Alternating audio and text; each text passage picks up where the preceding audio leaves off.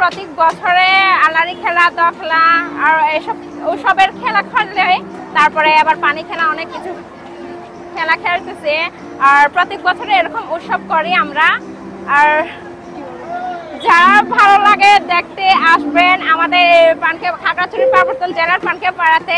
যারা আমাদেরকে সাপোর্ট করতে চান বা আমাদের সাথে খেলতে চান তারা অবশ্যই আসবেন পানখেয়া পাড়াতে। সবাই আমাদের সাথে